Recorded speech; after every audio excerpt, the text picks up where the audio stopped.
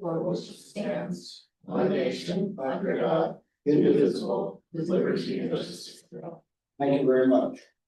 Okay, so everybody is here, including Lance tonight, except Tom, and I'm just assuming he's gonna be late. I'd like a motion to approve the agenda. So moved. Last first, second. Second, I'll second. Thank you. Okay, discussion. So tonight's kind of an interesting, just a slightly different agenda. So what we're gonna do is we'll work down through the reorganization of the board. Jerry will go ahead and they'll do the oath of office for Tom and Lance. And then that will pretty much take care of the action items as far as personnel and the board reorganization. We've asked Deb to stay.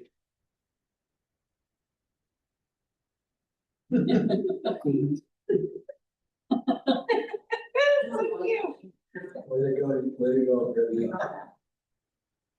Let's have a sample.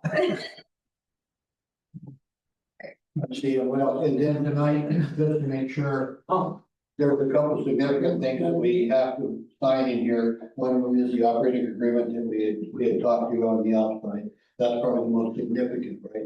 Jerry, this operating agreement. It's important. It could wait if needed, but it's important. Yeah, I agree. Okay, so why don't we get down to the reorganization of the board and Lance? Eric? Let's do it. Okay, let's do this. Lance, can you come on over? Who's not the cow? Oh, no, that's right. You got it back. And so we've got some documents that Brittany, well, The county is sent, and we'll get that all signed and processed, but in the meantime, we'll do the official swearing in. You've probably done something like this before, a couple of them. So I'll state, maybe state your name and then just repeat it. So I Lance A. Hartwell, do solemnly swear or affirm solemnly swear that I am a citizen of the United States and of the state of that Washington, I'm a citizen of the United States and the state of Washington, and that I am legally qualified to assume the office of Grapeview School District Director. and I'm legally qualified to assume the office of Grapeview School District Director. That I will support the Constitution and the laws of the United States I will support the Constitution and the laws of the United States and the state of Washington, and the state of Washington, and that I will faithfully and impartially discharge the duties of my office to the best of my ability. I will faithfully and impartially discharge the duties of my office to the best of my. Awesome. Thank you for doing that. For you over here. Yeah, thank you so much for doing that.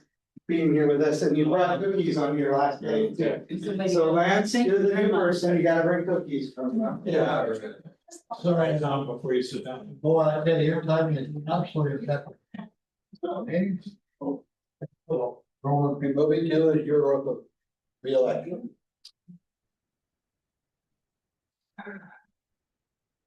Welcome. Congratulations. Very cheerful.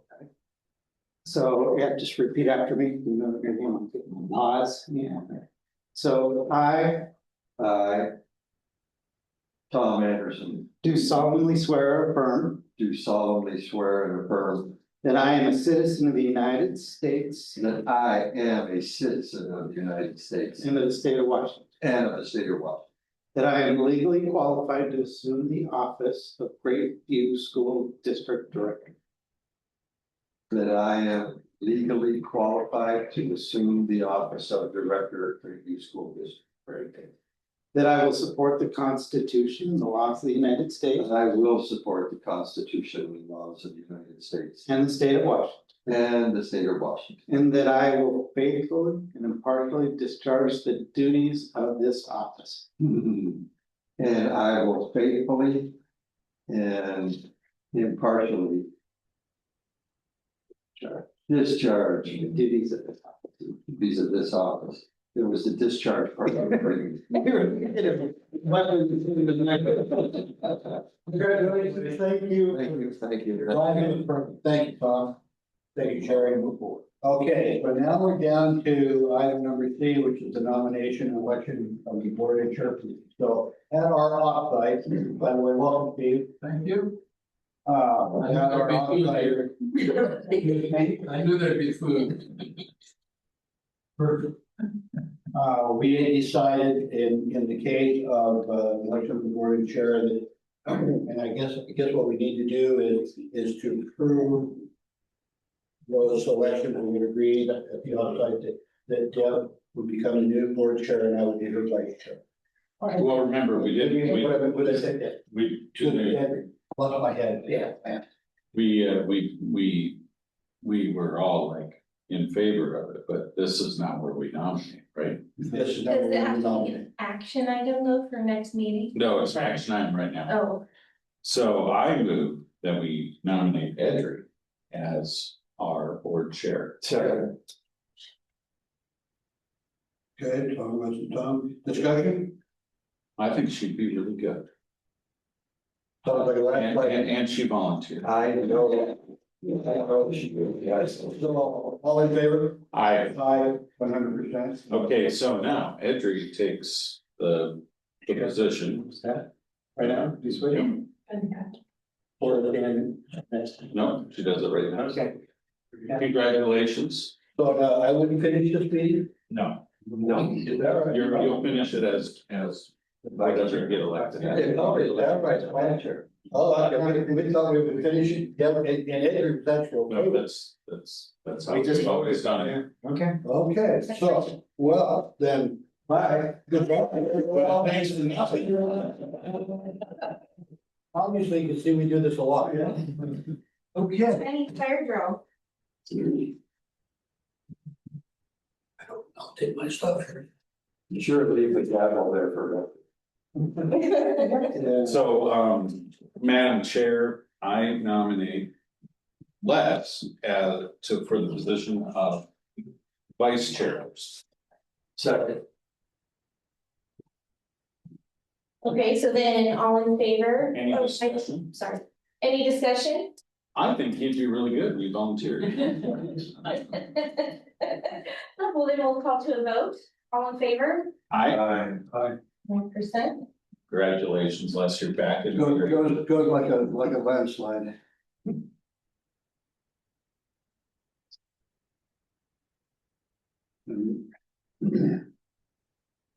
Okay, should we do that first?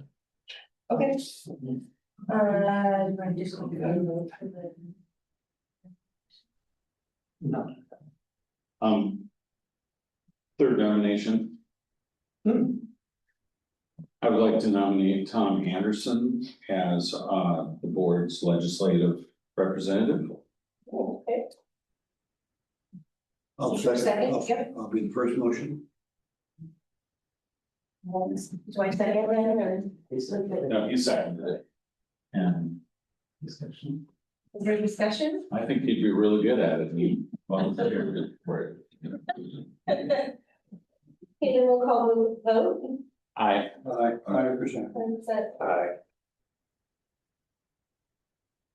yay, congratulations. Okay, right on. Thanks, Tom. Don't abuse your power. I swore. And the other nominations? All right, well, let's move on down to recognition of visitors. We recognize each other. Thank you for coming. Okay, and then recognition. So- Deb? Yes, we did want to not be so, pick you out so harshly, so come back up here. And we did buy you a little gator thing, and it shipped to my house yesterday. It does not arrive. It's not as fast as Amazon. So I will make sure I get that to you because we know where you live. Yeah. And it's just a little recognition purple, and actually a throw blanket. That would be nice. I waited for me to read your book, yeah, and have wrapped in gator colors and then little certificate. Oh, thank you very much. For Thank you. your signature, so thank you Thank you for very much. being so dedicated. You know, I'm not leaving, I'm still living in Grapeview, so if you need a casserole or, you know, some cookies, or you have my phone number, yeah. Yeah, I'll have a different email, but you know. We have it, right? Yeah. We have it. Yeah, okay, so thank you. Yes, thank you. Thank you. Thank you, Debbie.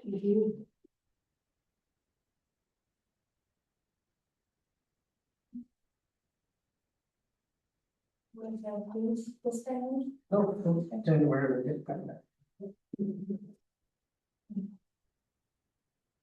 We're gonna go with announcements and recognition. December 18th. Tomorrow.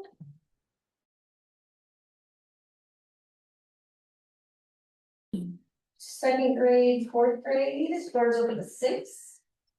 How did it go yesterday? I wasn't here, I was at my other school, board meeting, but it was good. Good, standing room only. Like, they were lined up at 5:30, some came in some Yeah. with, because they were here. Good to get the seats. Yeah.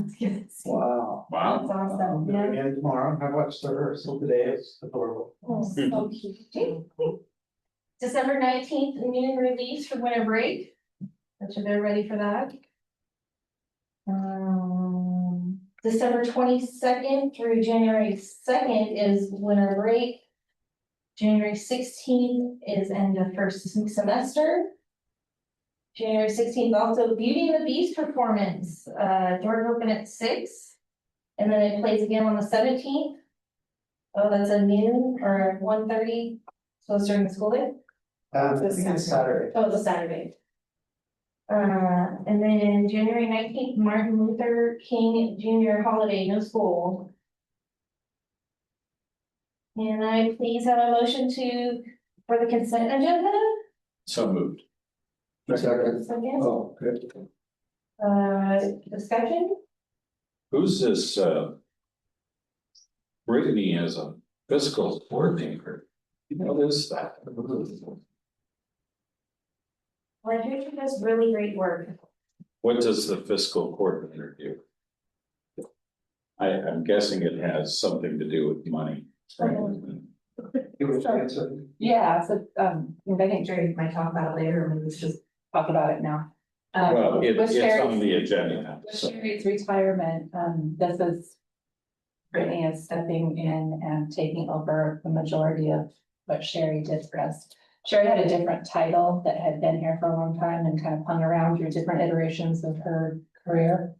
And it wasn't necessarily as descriptive to what the role really did. So Brittany is going to handle payroll for the district, accounts payable and purchasing, all has to do with coordinating our money and making sure we're spending it appropriately on the purchasing that we make, as well as the payroll for the district. So that is a new title, but a substantially similar role to what Sherry did. So, Brittany, will you be your report then? Oh, okay, great. We don't have Congratulations. moving offices or anything, she'll be right, we always knew to find her. Well, congratulations. And then superintendent 2-year contract? I don't know. Other 4-year interviews.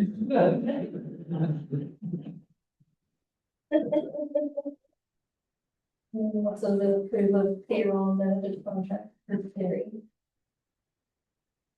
I mean. I don't know, at a retreat, I was sort of.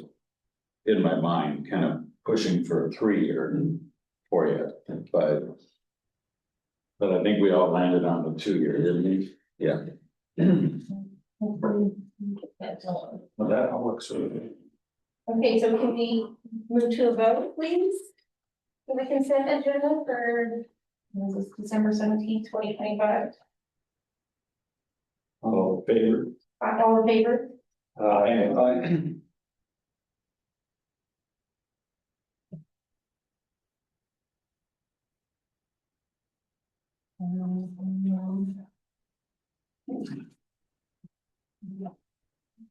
All right, now we want to principal and superintendent reports, Jerry. All right, so, some items, oh, that's. Is that?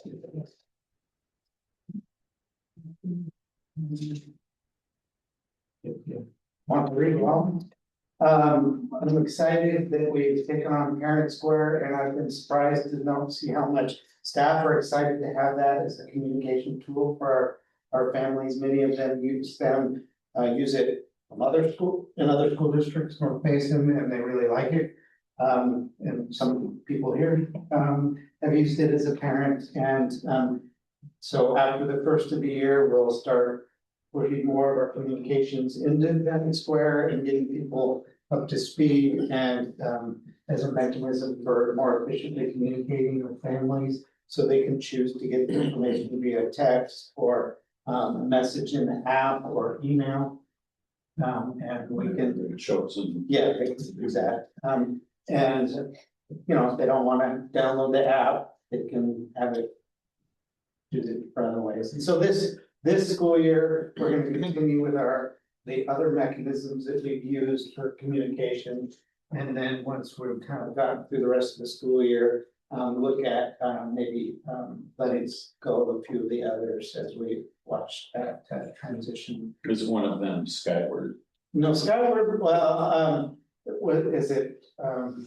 There is a messaging via Skyward. What's one, is it one call? No, one's called different. We just call Skyward messaging. Yeah, Skyward messaging. So there's multiple. Yeah, and we also have one call also, which is a direct messaging. And That for like snow days or lockdowns or stuff, okay. And But Parent Square can do that too, right? Yeah. we also use Flash Alert as well, and, yeah, a whole bunch of different things, then we're hoping to streamline some of those into one tool. Sounds good. Cause families don't read their emails so readily anymore, so this seems to be a good source. So I'm excited to see that shift through the end of this year and in the next year. You mentioned Skyward, we're out in the process. Skyward is our student information system. There's lots of data on the students and attendance and grades, et cetera. And classes and schedules and all kinds of data in there. And then we also use Skyward as our fiscal tool for managing our money as well. So we are, the state has, actually it's the ESDs and with SIPC, they have developed a updated system. They call it the cumulative, or we call it Q for short. Many districts, about a third, half of the districts in the state have already shifted over to that. And they've kind of worked out the bugs, so now we're ready to get after it. And so we've been checking our data and learning about it so that we're ready to shift into that for next year. We'll be using the Q. Some of our staff are very happy about that because it should allow for some efficiencies and working with the data for our people. So we're ready. So. What kind of cost is this to us? Well, we already paid for Skyward. I think this is just we'll just now be paying for the Q. Yes. So is Skyward an accounting program too? Oh, okay. I When didn't Jerry know. says with SIPC, that's an acronym, and that's the parent company, and they run a program called Skyward that we use. We use it for human resources, payroll, budgeting, and student information and financial information. Yeah, as a parent, I had always just thought Skyward was a communication tool. That's the side you see. Yeah. Yeah, it's fairly expensive, but it's very useful. There's other private companies out there like Power School that operate them, student information systems. But most of the districts in our state use Skyward or Q. The firewall protect that information. Is that managed at the ESD level, or is that managed at our level with Brian? So where's the firewall? So I know who owns it, right? So SIPC is owned by AESD, which is an accumulation of all the ESDs in the state of Washington, right? So, the ESDs own that. They developed it for schools and they own that resource, and so they manage that through a company with SIPC. And, they're very careful and cautious about the management of the data security of that. In fact, our ESD superintendent from 113 is now the executive CEO of SIPC. He's very into student security. So you kind of already know my next thing, because we had it in the consent agenda, but that is that we posted our position for Sherry's position and we interviewed multiple people, and Brittany was the best candidate. And so we'll post her position and kind of reorganize some things to make sure we get everything done. So you didn't ask about Sherry, but Sherry will be on a very partial contract through the end of the year to make sure people keep getting paid while we're learning how to do payroll. With that, people would appreciate that. So she's only gonna be doing that task, and it's gonna be very isolated. And Would you figure 1 day a week? I think we're looking at about 1 day a week in terms of total time for her to manage that. Yeah. So we want people to keep getting their paychecks properly, so. And did it make sense to train Brittany to do payroll in Skyward and then turn around And at the very same time, train her how to do payroll within the new program Q. So as soon as that training for Q starts with payroll, Brittany's gonna learn payroll on Q. And at the end of June, when we transition to Q, Brittany will pick up payroll and Sherry will officially ride off into this. It's a great transition plan. The next one, I just wanted to let you know that I've been talking with the Rural Ed Center. Several legislators have come to that event, and I went to the ESD legislative event, and I haven't talked to our guys about this particular issue yet, I don't believe, but if opportunity arrived for you to have communication with legislators as this session moves forward, a fairly significant issue, which surprised, John Braun, he was at our last meeting when I brought this up, and he was very surprised to realize that the state, not that the state has unfunded mandates, but he didn't really realize that it applied in this particular area. And that is that the state requires us to have 12 sick days for our staff. Okay, that's great. People get sick, you need to have those days available, but they only pay for 4. And so instantly we have a gap, right? And I guess they're assuming that maybe people don't actually use them, I don't know, but people do use them, and then we've already used all of the sick days the state has funded us for our various staff. Things happen, people get sick. And so for this year's funding, and so now we're working into levy money essentially. He had no clue that existed. And not only do they not pay us for enough days, they also don't pay us the amount of money per sub that it actually costs us, right? So we pay subs more than what they give us because you can't get subs if you don't, right? And so I talked with Jennifer Pretty at the ESD about this, and she already knew about it. And she said her calculations are statewide that there's a $178 million gap between what the state funds for substitutes and what we actually spend on substitutes. And so the last couple of years, they talked about the big 3 legislative initiatives in which they have made almost no progress on. And my conversation with them is, okay, well, if we can't fix these big things, this one's really clear.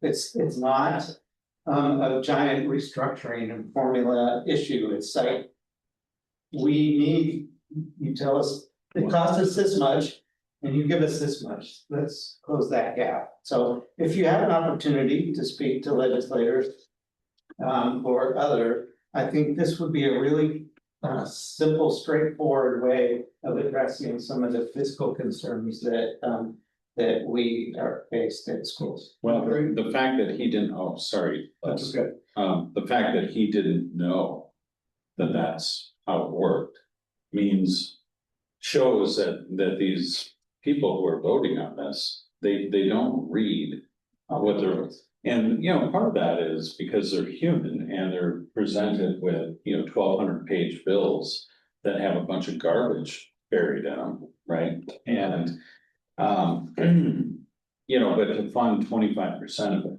Yeah. that's pretty crazy. And in essence, it's probably actually less than that, because they also allow for bereavement leave and they allow for family leave. And so when it comes down to it, the percentage is probably a bit smaller. So is that within the 12 days?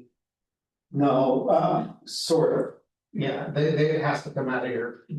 But If you go over it, like a bereavement, for example, it would take out of your 12 days, right? But eventually, if you had none left, you could still have bereavement. But I mean, at least the family leave is subsidized by the employee themselves. I mean, they're paying into that through the payroll tax. Yeah. So, Yeah. but to just, they mandated the days off, right? Yeah. The PTO. So. Just Anyway, there's not a whole lot. Yeah, it's just a point clarity here is if there's 12 days, and let's just say a person is sick for 4. Do they get paid those other 8 days, or are they paid if they're used? So the people get paid no matter their regular salary, and then we have to, when they're gone, we have to hire a substitute to cover their position. Okay. Right, and so we only get 4 days for substitute. So essentially it's the cost of the substitute. Yes. Okay. Yeah. But I guess the point was, is I've seen labor contracts where there's sick leave. If you don't do it, you get paid if it's like a vacation. Yeah. So So in those cases, there's no substitute. Yeah. If you're sick, yeah, exactly.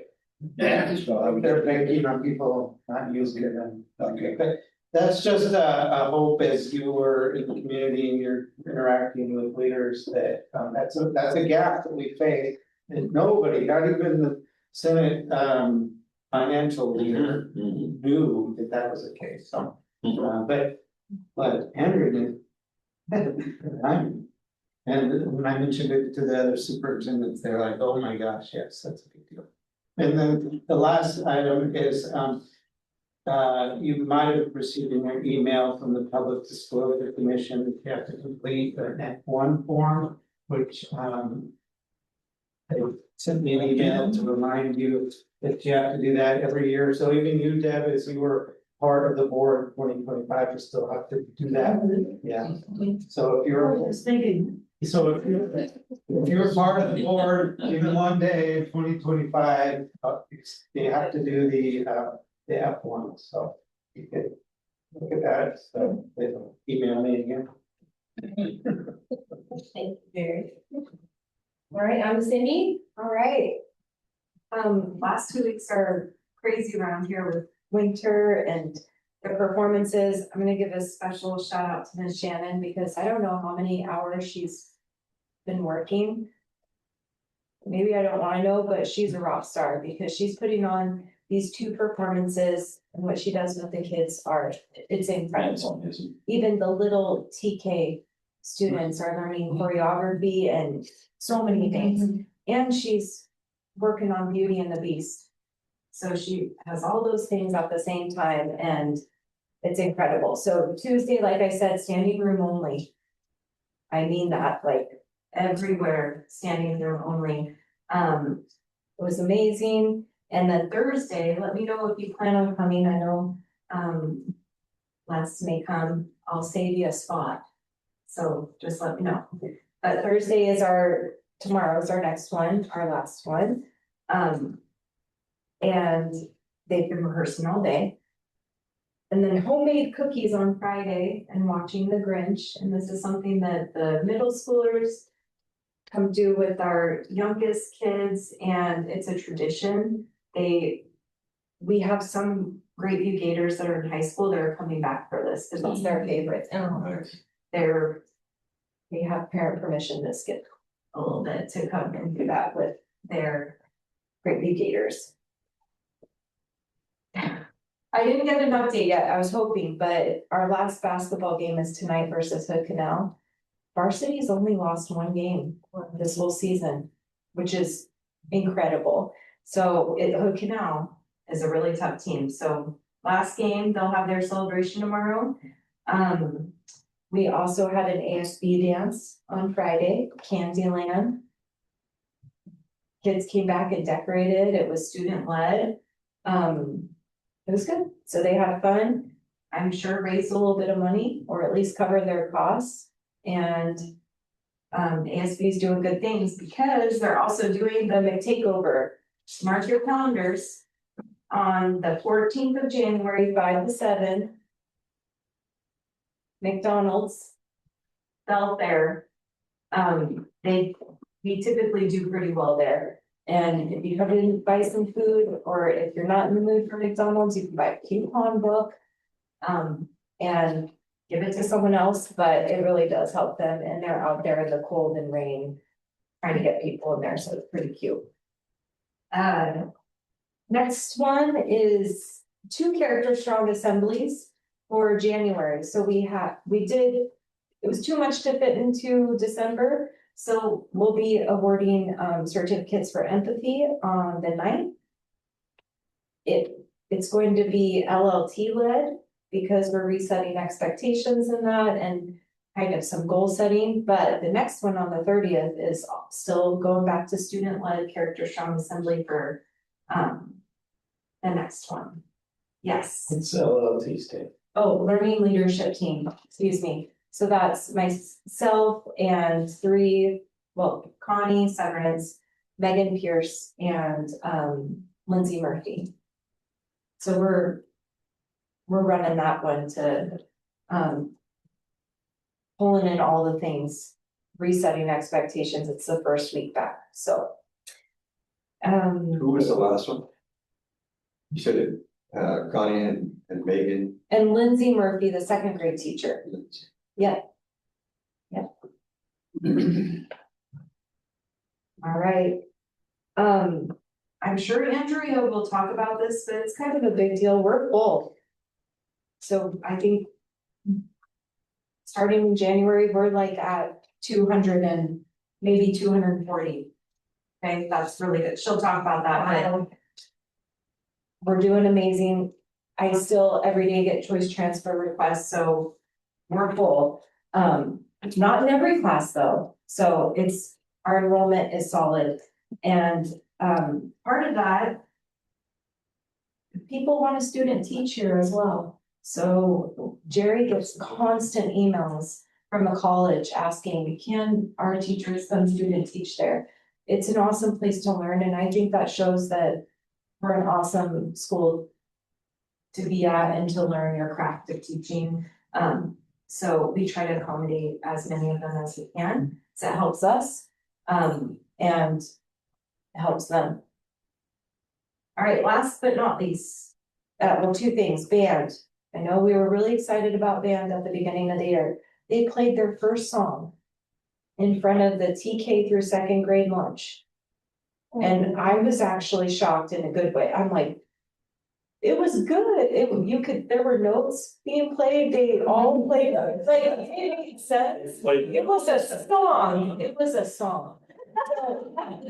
Miss Shannon was like, they can't do this in front of middle school. But when I heard, I'm like, they did amazing. What instruments? Right now we have trombone, trumpet, clarinet, flute. She added some percussion, so that's new.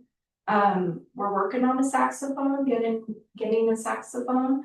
But yeah, a lot of community support for that. We're also offering Monday morning practice, drop in before school starts. We have 2 volunteers, Mr. Goodell and Mr. Grinnell. are running those practices for kids where parents can just drop their kids off early and they get essentially almost private lessons, right? So it's amazing. Are you instrument limited? Yes, So that's why you said when you're adding a saxophone, that means the purchase of a saxophone? or we're in the works of getting a donation. So there are some people that say, oh yeah, I have a saxophone, maybe it needs repair. So we had a generous contribution where someone actually paid for the repairs of the instruments that we have up in Shelton. That was amazing, so we'll get some more instruments back then. But we're always looking for instruments. Types of instruments to move forward, as far as other brass instruments, or is there any? So is the limitation instrument, so if let's say somebody wanted to play the French horn, Right.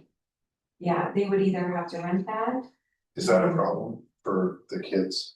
Is that an issue? Yeah, some of them, we have community people that are actually renting for families. So money isn't a barrier for them. They're sponsoring kids. We have quite a few kids that we had people pick up the tab for their rental fees. Yeah, so it could be about $45 a month, you know? And for many of our kids, that's a barrier, so. If, the reason I ask, I was a French horn player, and I started on French horn. And so, I mean, my parents rented, so I'm just trying to figure out the barrier to it. Yeah, What about the strings? not yet. Yeah. Not yet. So, when, Yeah, some, it's like. when. I don't want to take a lot of your time, but this is way interesting. So when the kids pick their instruments, so is there a demonstration? Here are all the instruments we're gonna play, here's the notes play. That's how I chose my instrument, based on a demonstration.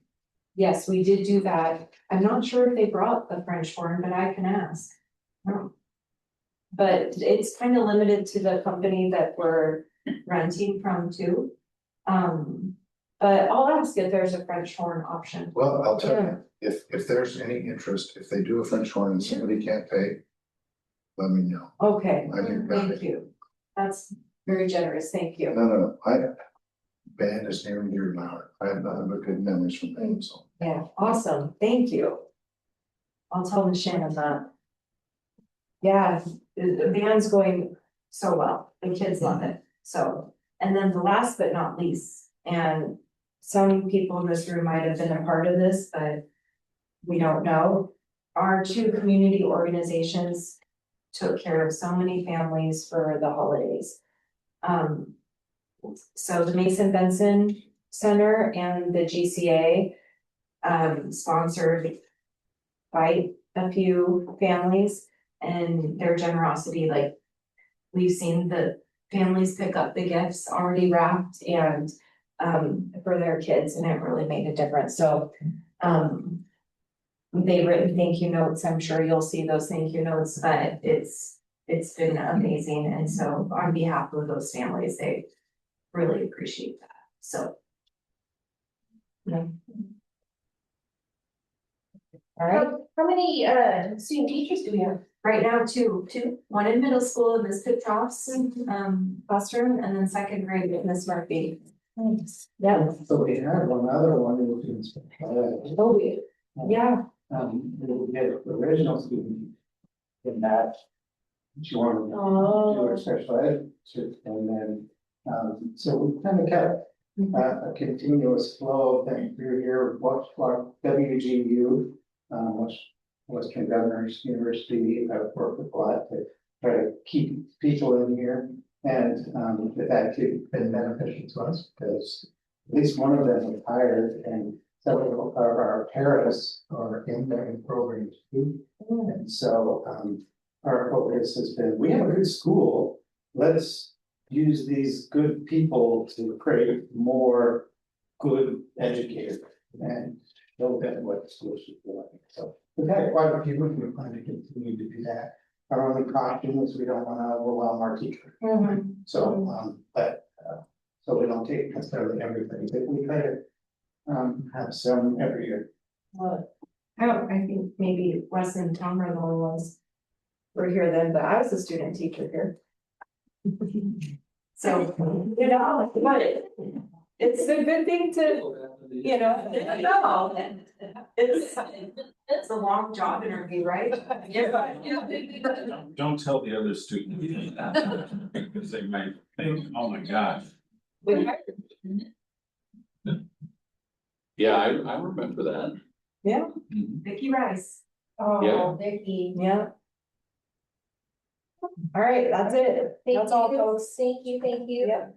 Let's move on to operational services. Andrea, please.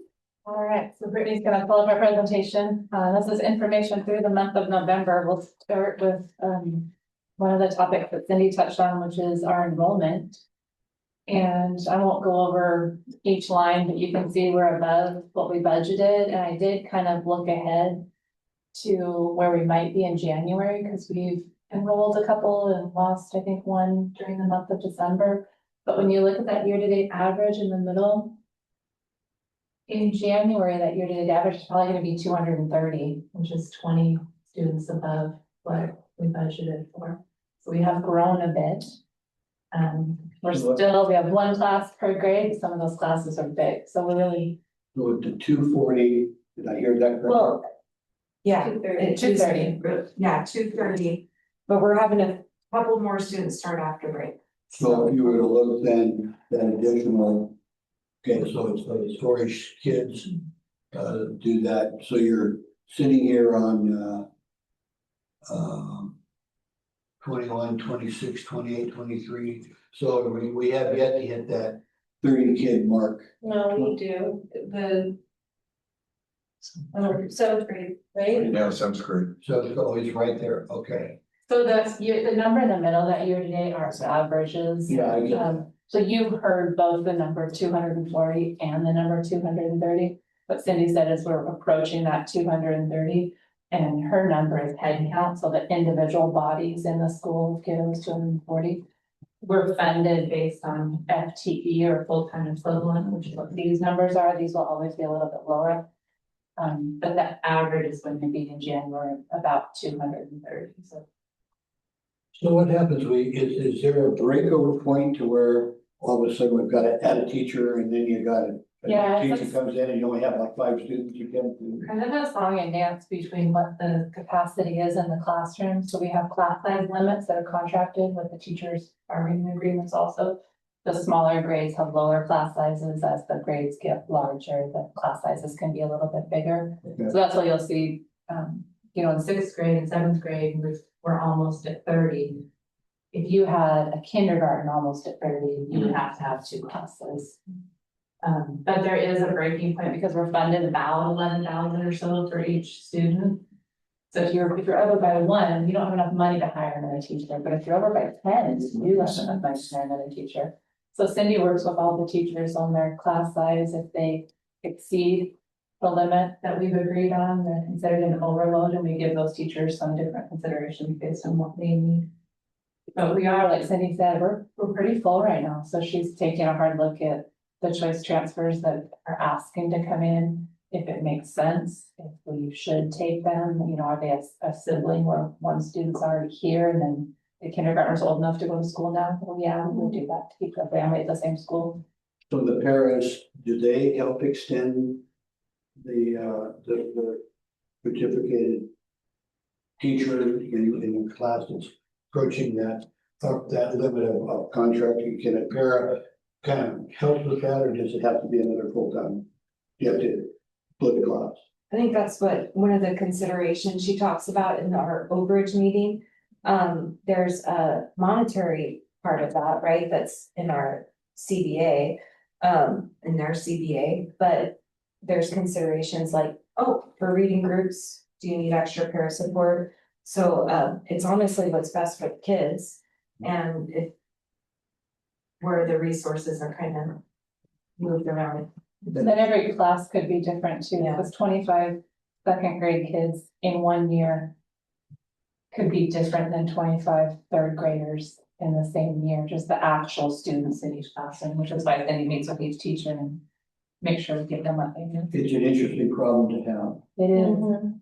It's certainly the right side of the problem to be over, so. it definitely is. But again, I'm just trying to understand, just, Is there a trend of where they're coming from, or Mason, Shelton? That, whichever way, you notice that? Yeah, I can speak to that. We have some students returning from homeschool, the online school. I would say many more coming from North Mason, absolutely. I just wonder if the learning failing has anything to do with that, or, Yeah, not. so. Yeah, they just, when I speak to the parents, they're like, we've always wanted our kids here. Please let us come here. again, good job. All right, next slide, Brittany. This is our revenues and expenditures compared to budget. Revenues are on the top, we're trending a bit over what we budgeted for the year. Expenditures on the bottom, we're trending a little bit under what we planned for the year. This is also the right side of the story to be on, so. Similar trend to what we saw last year. All right, the next slide, this is our general fund, how we spend our money. The top half is salaries, payroll, and benefits. In the bottom half of that slide are the things that we buy or the contracted purchase services, what we hire people to do for us. If you look in that bottom right-hand corner, that's going to be the most interesting, important number to look at through the year. How much money we're planning to have left over balance at the end of the year. The only encumbrances that we have listed in there right now are payroll encumbrances. So if we keep all the people we have right now, that's how much more money we think we'll spend on payroll. That's stayed pretty stable so far throughout the year, which is good. I just had a quick question. Absolutely. What drove the minus for employee benefits and payroll taxes? Why is it a minus? On the right, the Oh, balance. so that's the projected balance. It essentially means we budgeted wrong. We didn't really know what the payroll taxes and benefits would be. It depends on how many of our employees take benefits. Okay, so it's guesswork really for us. It is, the budget is guesswork, and budget's only accurate on one very individual day at 1 hour of that day. And then reality starts happening. Essentially, what you're saying is that we want budget by about 26,000, which is- is, It was nothing. My question really was, I just wanted to understand what drove. right. What No, drove. it's a good question. It's just where we are and, you know, where we think we're gonna end up. How well did we guess, right? And it looks like we guessed pretty well So on that, yeah, in case, unless something disastrous happens. Yeah. Okay, this next slide is about our general fund balance. So last year, you'll see in the green line, we ended up with a pretty significant ending fund balance, planning for the curriculum spend this year, and we're kind of following that same trend, but a little bit more money this year. Which again is a good problem. So are we banking for curriculum spend? Yes, so we have a curriculum adoption planned this summer to start implementing a new curriculum. How often does that happen? 6 years, What's that? every 6 years, or Okay, and so we try to break it up a few years before it's due, and hopefully we can have some surplus to help. Yeah, curriculum adoption is a pretty significant chunk of money, around $100,000 for a district our size. But it's hard to, we can't save it all in 1 year, so there's a gradual saving and then a spending. Yeah. And the other, at the bottom corner, left corner, is just what our fund balance is comprised of. But very little green bar at the bottom is carryover from last year for our transition into kindergarten program. That money the state allocates to us, and we can only spend it on the TK program. The other money that we get for general basic education, we can spend it on any grade we want to, but that's very prescribed. So we have about $55,000 in TK revenue from last year that we have to set aside. That's what that is. The next chunk in purple is the minimum fund balance. So the board has set that we need to keep a minimum fund balance of that amount, can't drop below that. That's just to give us a cushion in case of an emergency. And the blue on top is everything that's left over, is discretionary spending that you can decide how to spend. What's an emergency? Oh, in case this, well, Enroll.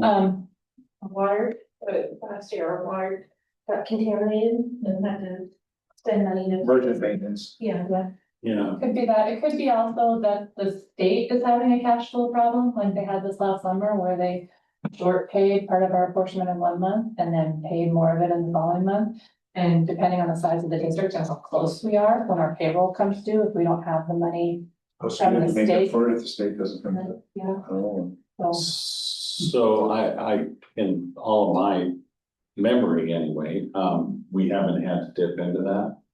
But a couple of years ago, enrollment was starting off very, very kind of concerning. right. And our budget is derived from that, well, primarily from that, I guess. And so suddenly it was looking like we were gonna be in a negative, right? And then as things kind of rolled out, more kids came in and things leveled out, but it's that kind of thing that could be be trouble for us. So, for Lance's benefit, can you explain, it's not just one curriculum? Right? so we have. You can call it something. Yeah, we have a 6-year cycle plan for math, reading, science. So those are, and then there's social studies, health. Social studies is a little bit funny though, because, It's like supplemental well, to it. it's hard because some grades are Yeah, Washington State history, not very many curriculum companies may go with one Right, curriculum right, company right. makes that, and last time they presented that Bigfoot was real in the last sample I got, so, you know, there's. Oh, really? something Weird, so, what's wrong with that? I don't know, it was funny, I was like, is this? It's real. They have different dollar costs too, so your math curriculum might cost significantly more than just the social studies curriculum, so school districts in general break them up, they wouldn't do all of the types of curriculum in 1 year. So you might have a big curriculum spend this year because it's math, smaller one 3 years from now because it's English language. So it's significant planning. Okay. One other question on the kindergarten of mandatory spending. So is that for materials?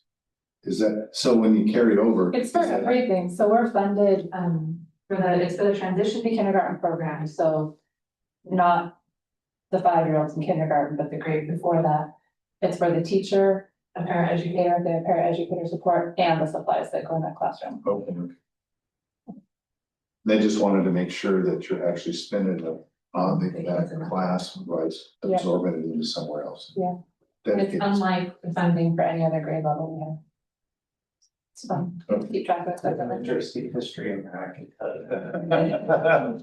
All right, next slide. These are our other fund balances. So, ASB, capital projects fund, debt service fund, and the transportation vehicle fund and their corresponding balances.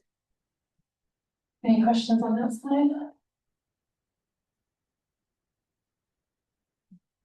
All right, this is a look ahead. We already talked about all this stuff, so I'm done. This was, I like to put some notes on this slide, just the things that I'm thinking about, that Jerry and I have been talking about as we look forward to the rest of the year. So enrollment is definitely on our mind. And we're cautiously optimistic that it keeps trending where it is. And then evaluating the curriculum, we're gonna be planning on that all year. As we get closer to budgeting, and through the state legislative session, if there's any topics that are important that I want to share with you guys, I'll put some notes in that there and then we can talk about it if we need to. So above budget is not a bad thing, right? Correct. So, When enrollment is above budget, it's not a bad thing. When Oh. expenditures are above budget, then right. So when this next year then, so we have 240 whatever, and we know who's leaving. Do we assume there's gonna be so many choice transfers, or is that just a guess? You kind of have a choice transfer bucket of people that want to come and are waiting for the answer. Yeah, it's pretty much all of August. To start, like rocking and roll, like, yeah, and it's a really fine balance, because you don't know who's going to walk through that door on day one, that they're like, oh, I have to register, you know, that does happen, like, all the time. And so it's like, oh, I don't want this family who we should have room, but go enroll in another school, they wanna know as well. If their little sweet kindergartner can start on the first day of school. So, yes, there is a list, but those people have to be kind of patient as we work on, if there's room or not. So you'll see that in June, there's this concept called creative tension.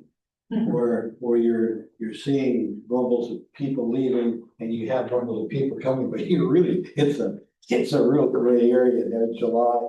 And then all of a sudden August, it starts to turn by September, then we have a clear vision. So it's been an interesting process to go through these post-COVID years. But what you'll find is enrollment ebbs and flows. And, you know, a trend of 1 year does not mean that is going to be sustained.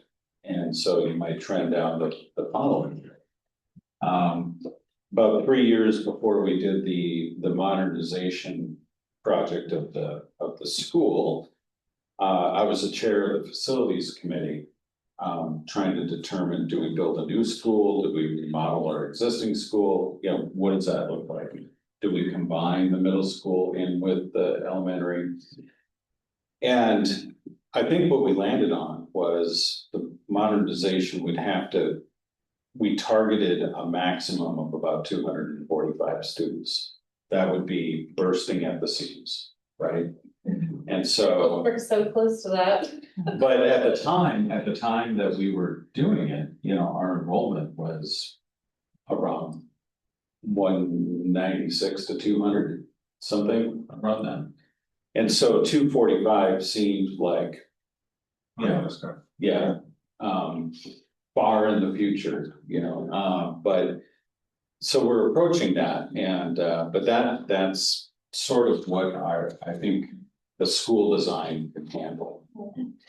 Right. So anyway, it's good to know that it just kind of goes up and down. Yeah. Can I make one comment about the curriculum? The 6-year cycle doesn't always mean that we adopt a new curriculum. Right. We've had the same science curriculum way longer than 6 years. Because maybe there's nothing better out there. Like, maybe it's working for us, it still is aligned with the standards. So while we budget for that cost, we also make rational decisions that, you know, not just to spend money, just to spend money. Just because it's new. Yeah, and because it's cycle, or it's up for adoption. So, Because Bigfoot's a. yes, yes. The only other thing that I had, not in my presentation, was that I did get to watch the practice for the program today, and it was so adorable. If you guys can come tomorrow, it is fantastic. And I heard you talking about the band, whether they could perform or practice in front of the middle schoolers or not. And the middle schoolers were the audience today for the littler kids, and they were so polite and so kind. And it was such a cool thing to watch. I just loved it. I could hear them practicing from my office, and it's honestly one of my favorite things for that piece. So I can hear it's neat, and the band is getting better. It is really amazing. You can identify songs and hear things. I was in band and notes in junior high also. So it was very, very fun. I also got to meet one of our student teachers today. Lindsay Murphy brought around her student teacher named Dane Welch. We talked a little bit about where he came from, and he's a South Kitsap High School graduate, which is where my son graduated from. And I learned that they were 2 years apart from each other, and I showed him a picture, as all moms do, of their kid. Isn't he adorable? And he's like, "Oh, I know that kid." So it's a very small world, and how people end up in different places. But he's a great.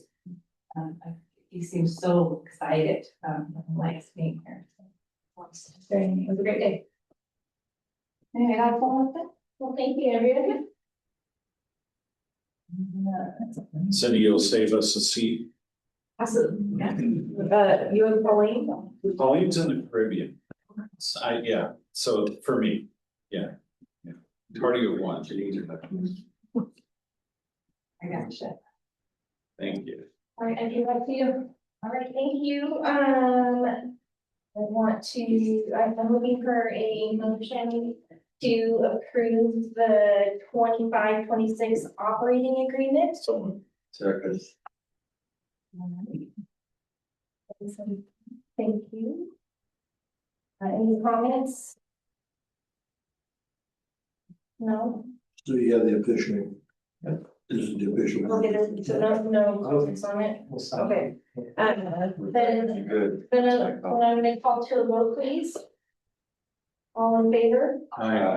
100%. Madam Chairman, Yes, I request a break before we move into the legislative session conversation. take a 6 o'clock, take a 5-minute break. Didn't see the cookies when I walked in. Can I just repeat that? Tom, please. The legislation. No, not legislation, the legislature is wringing their hands to try and figure out how they're going to fund all the things that they have promised their constituents that they're gonna do. And what we saw this year, this calendar year, was a dramatic increase in taxes. And I can't quote you the number of different ways they're taxing businesses and communities, wage earners. And the projection was that the revenue that they raised to solve the problem would enable them to continue to fund the programs that they budgeted for. And before the previous governor went out of office, he signed a significant wage increase for the state employees. So what led to the last year's legislature doing a lot of ways to resolve the shortfall has created a situation where the revenue is not being raised because of the laws that they passed and the taxes that they put on various people and organizations. Travis did an amazing job for us talking about his perspective. And I encourage you guys to follow the news kind of on a weekly basis the rest of the month here, and as we get started into the legislative session coming up.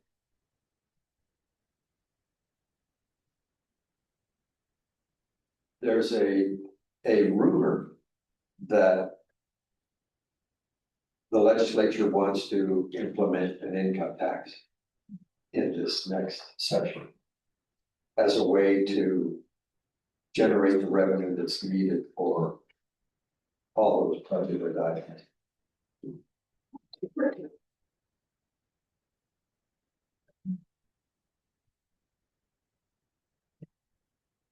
I don't believe that the revenue will be able to pay the bills that the legislature has established.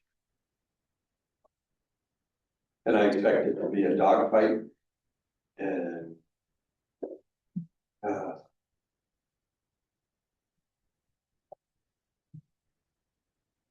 want you to keep watching it. I sent at least a couple of you to your GSD 54 email the link to the WASDA e-clippings. And that's a source of information.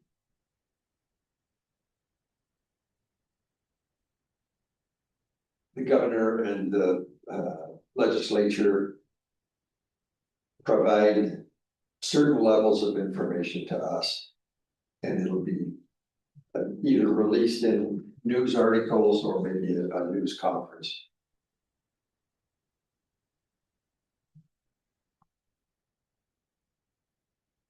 Nothing's come out yet, though, right? It's It's important that you try and get as many objective sources of what's going on from the tax and revenue standpoint, as well as the results that have come from last year's legislative actions.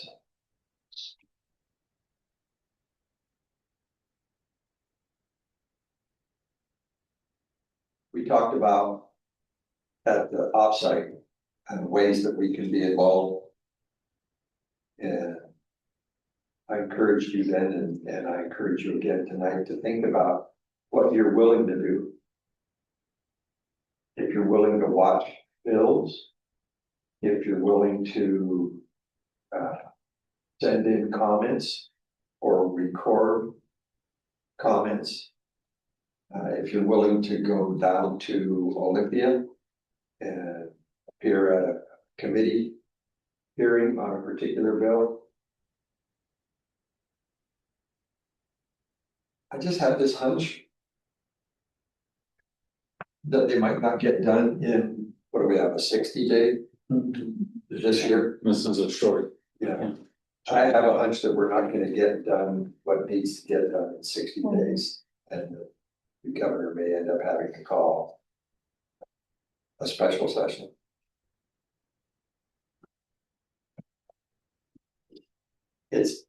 It's difficult because last legislature, we hoped we would get certain things. We got a little bit in special ed. We got a little bit in EDSOC, but we didn't get what we had hoped for.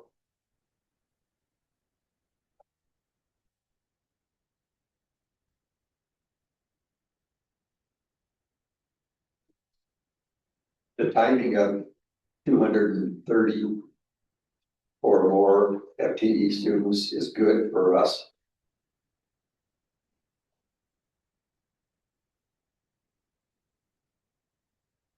I welcome any questions or comments you have. Well, if we get into this session, this year, the priorities that they've got and the legislature's got in order to meet cash the checks that they've written, is that priority clear in people's minds? In other words, is it clear that they're gonna pick is education gonna be a top tier, or is it gonna be pay raises for state employees? In other words, is it clear how they're gonna attack this? I'm gonna say I have not studied it. I'm just asking rhetorically. Well, they're already taxing us. I mean, from the last legislative Yeah, session, what they need to figure out is why that scheme didn't yield the revenue that they thought it would, even though it's been proven time and time again, when you tax people to death, you don't collect it. And I mean, just my business, taxes have gone up by about $1,200 per month. Because of them recategorizing what could be taxed, right? And other boards that I sit on, that nonprofits. I'm on the symphony in Olympia, and now our live performances are taxed on a nonprofit. Now that organization, you think we're on a tight budget? Holy moly, that's like cliffhanger every freaking year, right? And so they're already doing that now, and I've always said the most dangerous time for Washington state citizens is when the legislature is in session, because common sense does not prevail. And the governor has come out and said, hey, I don't want to do any more taxes, I want it to be cuts, but he said that last time, he did too. And so who knows? But I don't think the people really understand, You know, I don't think the average citizen really pays attention to it. They're out busy living their lives and trying to survive. And wondering why eggs are $15 for, you know, a dozen. Those have come down, by the way. But you know what I'm saying is that people, they can get away with so much because people just don't pay attention, and then they wonder why it's so expensive. Now, what they're gonna do with schools, I have no idea. That's really the bad one. Yeah. The only thing I could say is that over the last month, I've been in meetings with probably 5 or 6 different legislators who've come to support. So I've spoken to them, and they were different parties, and all of them have suggested that education is not likely to be cut. I'm not, that, you know, they're politicians, right? But that's what the message was to us superintendents. They didn't anticipate cuts for education. Of course, they didn't give us much more before, so last time around, so. Says the people that didn't know that PTO wasn't really funded. Correct. Yes. Yeah, yeah. So, I accept what they say is gospel, yeah. Right? Okay. Depending on what you hear in the news, the costs that the state of Washington will incur will be in the hundreds of millions based on the weather-related crisis that we're dealing with right now. And we're not out of it yet. Well, I'm sure Bob can go to President Trump and ask for help. Right? I mean, they've established such a good relationship with one another. That's what I've got for right now. Okay, When thank you. we come back in January. We'll mark talking about. Yeah, we'll talk about it. All right, so now we're going into policy. Can I please have a motion to Oh, no, this is. not for the first reading? Right. Okay. So just announce the policies then?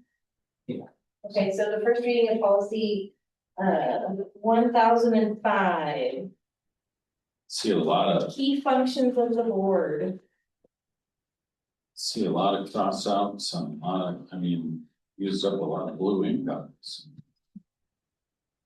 Anything to report on this, Jerry? no, with that. Why all the changes? I know it's an old policy, but I had read these, I'm not.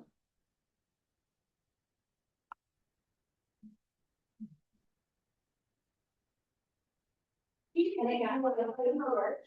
find it interesting that there's 1005 exists now. It has to. yeah, it's from like 2000. 2012. No, No. 2000 is when it was last updated. Oh, it is. I was reading them. So 25 years ago. We have discussion from this. It's just an opportunity to ask any question, and we'll move to the next one if they don't have any discussion. This next time, well, move to adopt, discussion, and vote. So if they don't have any. You have any questions, comments? We will move on then. Policy 1210, annual organization meeting, last day updated February 2021.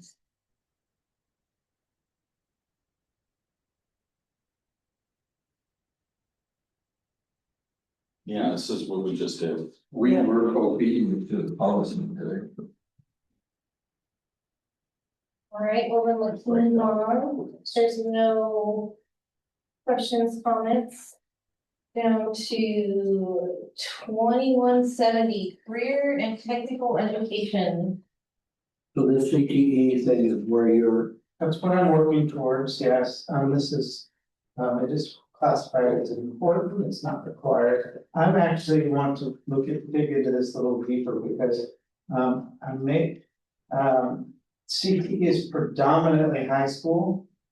And 7th and 8th grade,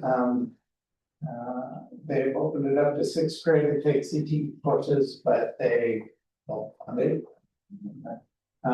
I think I'm gonna, I wanna look at the language here.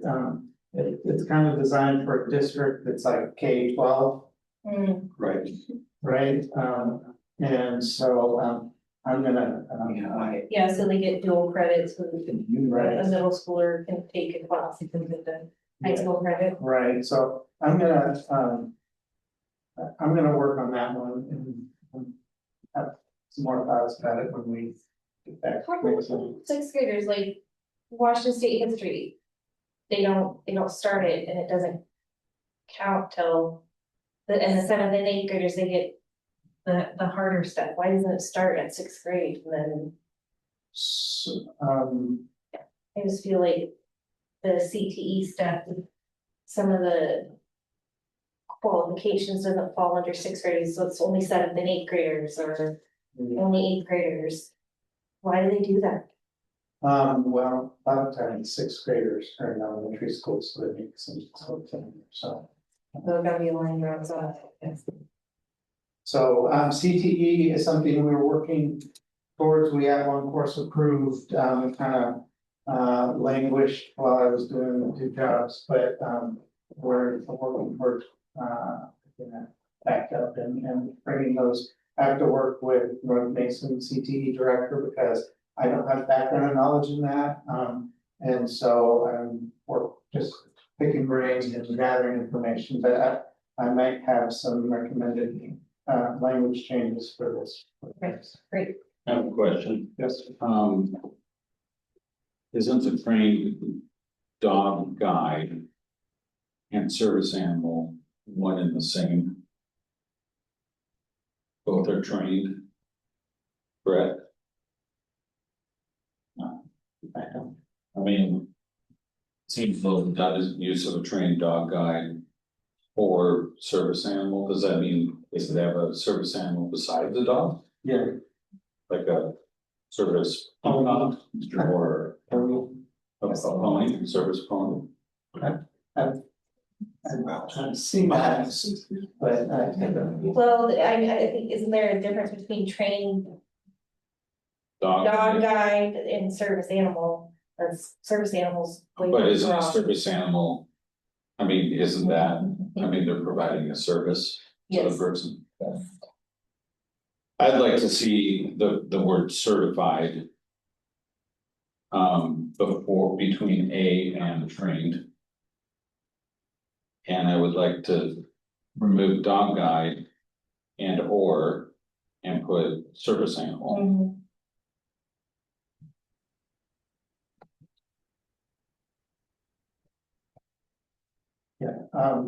and I have put that stipulation on people who have requested therapy dogs. Here and then even at my other school, when I said, you show me they're trained, bring me something before we let that. Yeah. But I'd like it to be in the policy too. Yeah, okay. And then I think we can just get rid of, just say service animal, right? And I'm not sure if I've seen too many certified service peacocks out there. I was trying to bring a peacock onto a plane, so like an emotional support peacock. I think that's all that Is he trying to sue Delta for not allowing it? Okay, Anyway, I'm good with that change. any other comments? Let's move on to new policy 3425. Accommodating students with adrenal insufficiency. I'm gonna ask on this one that have a conversation with our school nurse before we bring this forward, because I need to understand. Parent designated adult, because, I don't just want any parent designated, just anybody to, support, medical things, so I'm gonna ask that we put that one aside. This one's, the classification is critical. Yeah, it is, but Right, also let's it's take- critical, we not let just any parent decide. We don't have a student in that category currently. What is it, Jerry? It's a medical designation that allows Is this a child that's uncontrollable and has medical condition of an adrenal insufficiency and it allows the parent to have some input over that. I need to get clarity. It's a thing, huh? It's not a thing I've run across personally. Did you guys just Google it? Yeah. What does it mean? According to AI, so don't quote Andrea. Adrenal insufficiency is a condition where the adrenal glands don't produce enough essential hormones like cortisol and one that I can't pronounce. All does, yes. Leading to fatigue, weakness, low blood pressure, salt cravings, nausea, and weight loss, with severe cases triggering a life-threatening adrenal crisis. So it's like a low energy. Can be caused by an autoimmune disease. So I anticipate us having that policy, however, I need to get clarity on what it means that a parent can designate another adult. There's enough kids afflicted with that we, that, Well, we think of like diabetes, right? We go to those trainings, medical trainings, and then we're designated to administer insulin. But this, Sometimes the policy is not driven by the fact that there's a whole bunch of children in that situation, but maybe a child was not treated well who had that situation, and so the medical. some lawsuit happened. Some of the medical community and the legislature said we need to have a policy to accommodate that. And they classify it critical. Can we do as Jerry suggested and table this, and when we bring it back as another first reading yes, yes. instead of an action? Yeah. Okay, I would say both of those, CTE and that will be the first reading once again. okay, great. Okay, any other comments? Move on down to policy 5,000, recruitment, selection, and evaluation of staff. And then that one, last updated is April of 2003.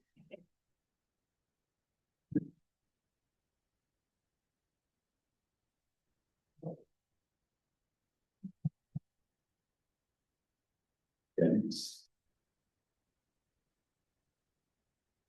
Any comments, questions?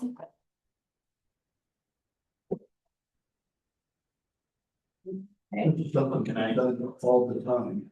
Can I ask why we need a recruitment, selection and recruitment policy? I mean, we already. Yeah, shut up. I think you're on the right track. We have a, It's something we do all the time, and we've been in conformance with our last policy, or we don't need it. we have We a do it. policy about vacuuming the carpets, so.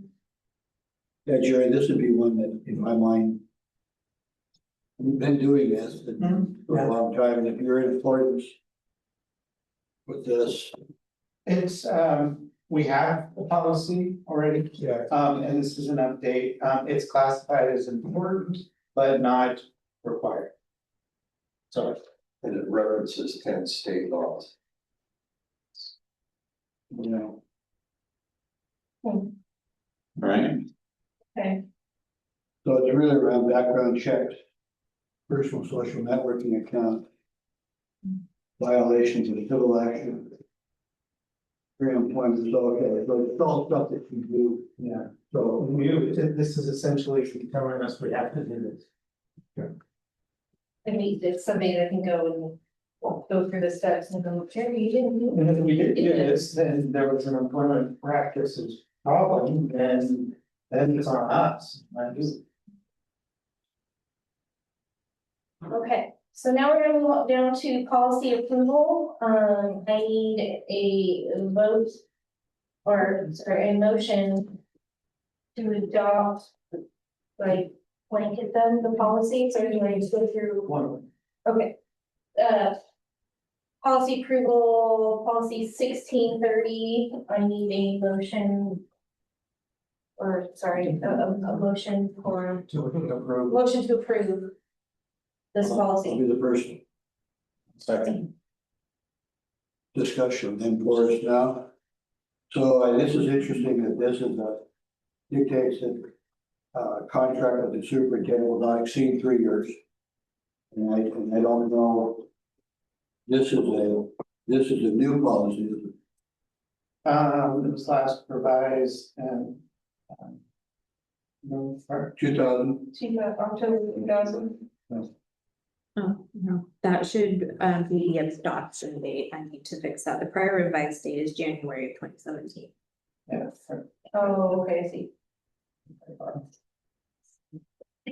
Any comments, questions? None here. Okay, we move on for a vote, please. All in favor? Hi. Okay, pass that one. Now I need a motion to approve policy 1820. Board self-assessment. So moved. so moved. Second.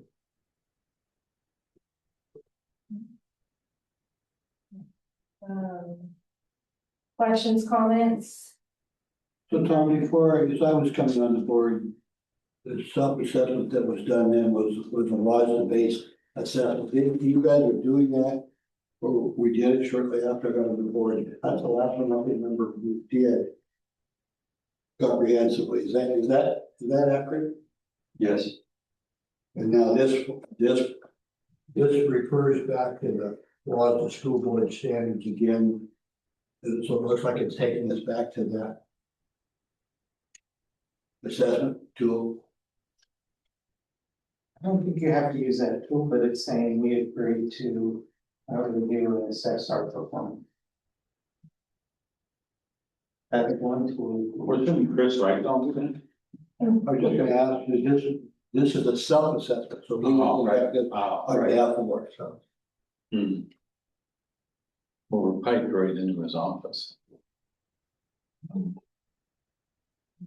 And the frequency that this is done, So are you thinking towards putting something in here saying that we gotta do this yearly?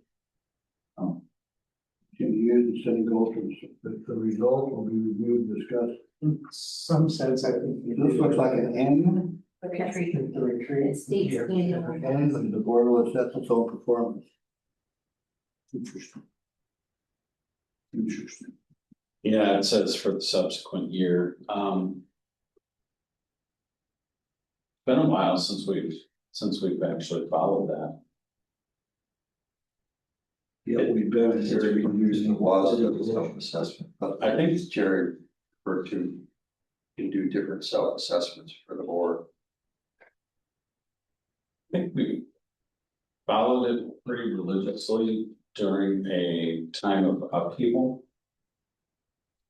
And then things have been relatively good and harmonious for quite a long time.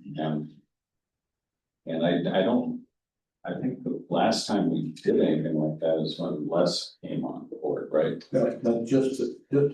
Yeah. So I'm fine with it.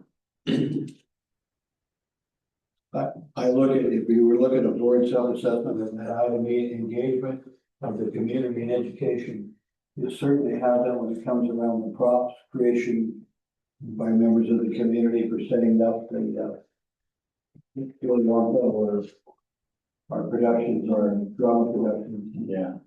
The band that you just talked about, others that come in. Volunteers every day.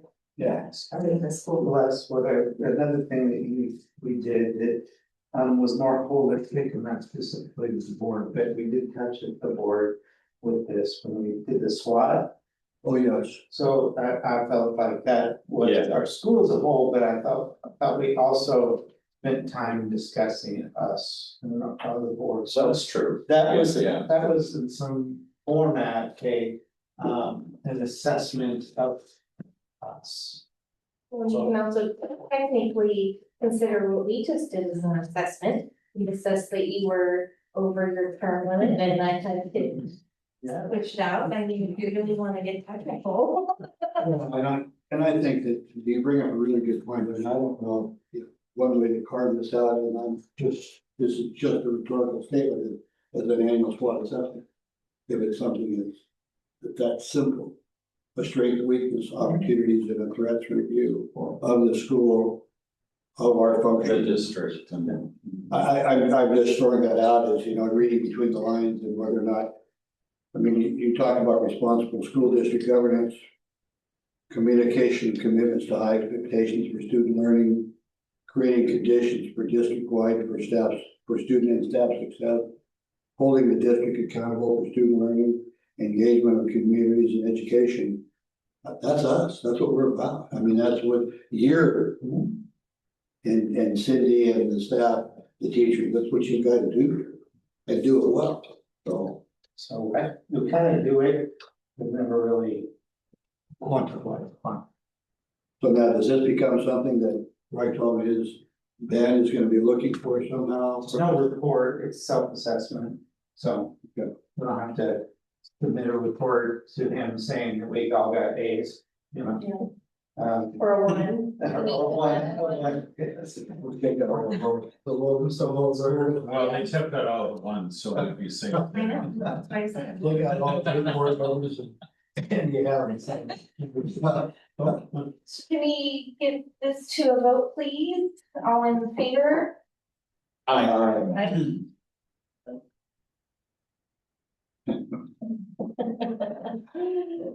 Okay, so now we'll move on to new policy 1821, standards for individual school directors. No motion. Oh, sorry. I would like a motion to approve new policy 1821. So moved. Second. Discussion, huh? This is brand new to us. Is that correct? I believe Yeah. so. Yeah.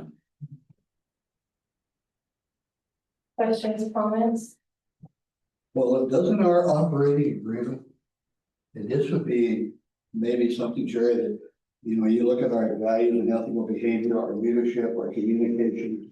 Every year we annual professional development, although, I don't know, professional development. That's probably something that we don't do, our accountability and our commitment to education equity. Probably with the exception of that professional development, the operating agreement, it outlines 4 or 5 of those, and we do that annually. Yeah, so it might be worthwhile, pull this out next time we did our operating agreement.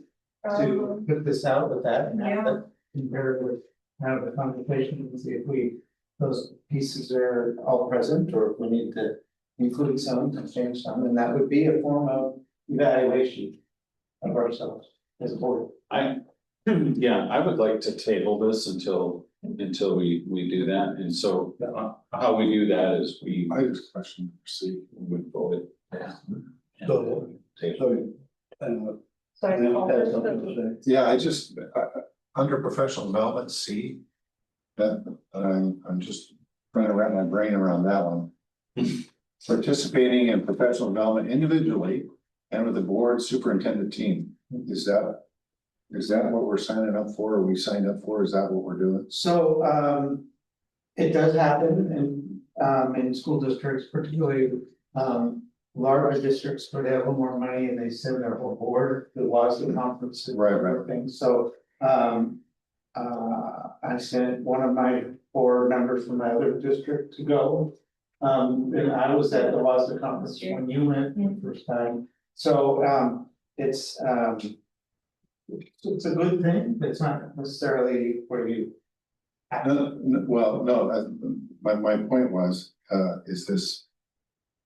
There's not a time frame associated with this.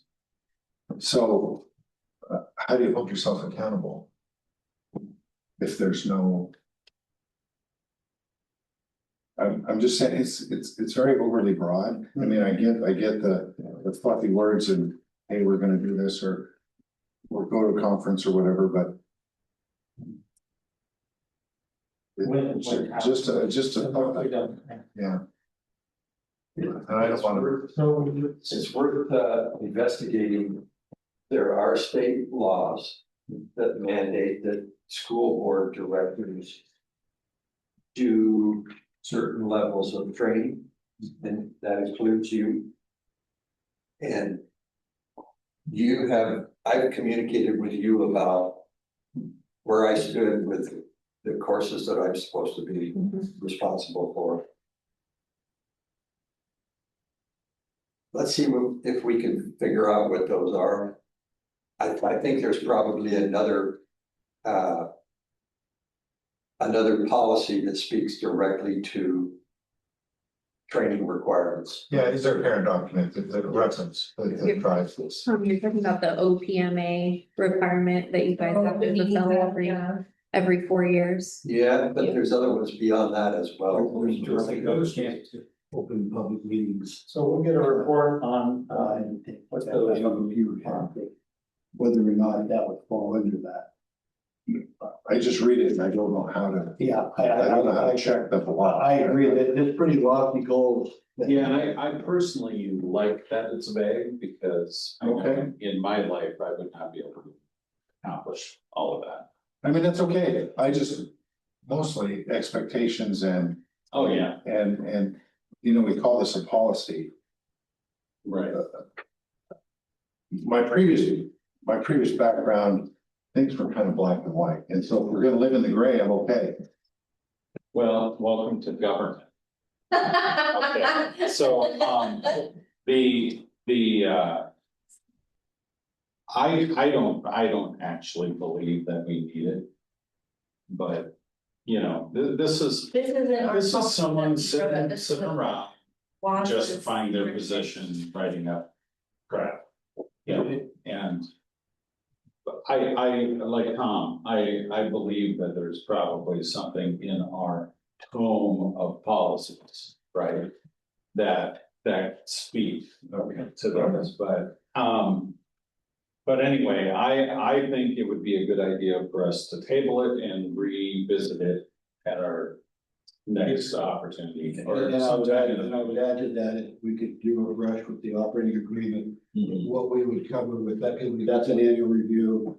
Whether or not going to a logical conference is an example of a professional development, whether my role on the engineering advisory board for the civil engineering, if that's an example of staying confident in my own skills. Yeah. Not that I'm trying to be, I just hate to sign up for a check that I can't cash. Yeah, and I would say not every board has such a well-developed operating agreement that they review every year. And just kind of apply that as well, and this is covers. and when you think about what our actual reason for being here is, we're the community oversight. You know, we help guide, guide the school, we help, and we're providing the community with oversight of their taxes and going to, with the mission of educating the community's youth, right? And we get a lot of information from people that actually do that. And, our job is not to micromanage and go to professional development to know exactly what Cindy does in a day. And, I don't know. I don't know how to run a school, right? And when I would get the thank you cards, from the kids, thanks for running our school. And I'd always write them back, I don't run the school, you do, no. And thank your teacher. And so really this goes way beyond what our job actually is. And I know we like to, like you were saying, flowery words and, kind of, it's a feel good, but personally, I don't want to adopt a policy just to, feel good. And then you have to follow it, right? Because, so I think we should table it, bring it up in the future, parallel with our operating agreement, see how that squares. Okay, So we And- vote, get your vote down. That's right. let's vote on policy, the new policy 1821, all in favor? All opposed? Okay, so. If you look at the deed sentence, in the policy, it says review the laws that individual school director standards. We need to get our hands on that. It's rows down, we can just decide to table it. Okay. So they don't have to be. That's kind of note for us to bring it back. We said, no, wait, I mean, technically, we'll bring it back. technically, what we could have done is I would move to modify the motion to table it, and then person that moved it could accept it as a friendly amendment, and then we would vote on that, right? But the way we did it was just, yeah. So Learning all this fast stuff. Very rarely does this happen. you need to review the laws that individual school director standards, Yes, yeah, because those are based on state law. You're referring to the policy 1821. Yes. Okay. And then we need to redo the policy of 1820 to have that table again.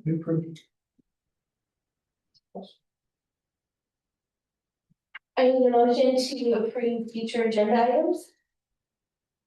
no, you don't. No, just go on to it, okay. The future agenda items, January board meeting. I don't have the date on here, that's the 28th, the 28th. And then we'll resume student recognition, my favorite part. Superintendent mid-year evaluation. Oh. So before we go past that, I will give you, I did my first pass at the performance evaluation for jury 24-25. Even though theoretically that would have been in June. No, that was our mid-year was in We go with them, yeah, mid-year, and then we finalize it. right now, so in reality, is it it's not a mid-year, it's essentially a beginning. That it goes through the school year 26. I know it goes 26-27, right, Jerry? Well, So this, you just give me a copy, and I'm assuming we got some input on for the school year, the evaluation, which is 25-26. It's a mid-year summation and review. And then at the end of the year, it's usually a little quicker because you already have done most of that. Okay. And you just kind of wrap it all up and have an end of the year evaluation. So I'm doing your end of the year now. Mid-year, Now, but we're talking about setting up so at the offsite, we went through a path with your delivery. Correct? Yeah. So that would be the starting point for your mid-year, so to speak. Correct? I think so. Okay, so I'll wrap this up and get it to the other, board member. They want to add to it, but that would be the. Because I had it for 24-25, it should be 25-26 so the next one would be 25-20. this year. Yeah. For a little bit out of sick things, but We're still getting. we'll get through it. Okay, and then retirement recognition of Sherry Margera. what we're probably going to do is delay that to the end of the school. year, Oh, okay. because, she is retiring, but because of the way it rolled out, we're slowing that down. She's still gonna be working with us a little bit, so we're gonna kind of do it at the end. Okay. I think we can so she walks out the door. Right. She will not want. She won't want to. She deserves one. She deserves. Yeah. We have to- Flowers. We may have to like force her into it. Yeah. Stay tuned from Barkadell. So Okay. Mason Denson, like we did for Tracy, was not in order. No, she will turn around and walk. Oh, wow. Yeah, but the doors will be locked. Barb will Handle it. take the cue for that. Love it. Okay, reflections. Let's start with, Wes. Oh, all right. I am, well, for starters, Merry Christmas to everyone. And, I am very, very happy with the people we have at the helm here. And, feel like this school is in really good hands. And I think our enrollment shows that we do have a good reputation and we want to maintain that. And not to be too worried about ebbs and flows of, enrollment. And, yeah. I'm just very content with the school. I'm very happy with where it's been. I'm super happy with the JV victories. That is incredible. When my kids were going here, the other teams took pity on us and would stop keeping score at a certain trouncing, and so it's just so fun to see the programs that have developed here, and it just is great. So that's my reflection, I think. Thank you. Tom? Oh, and I have some violins if you need any. I'll Yeah. call Miss Shannon along. Okay, all right, so. Yeah. That's all right. Yeah. It's exciting to be sworn in again. But don't expect me to run 4 years from now, okay?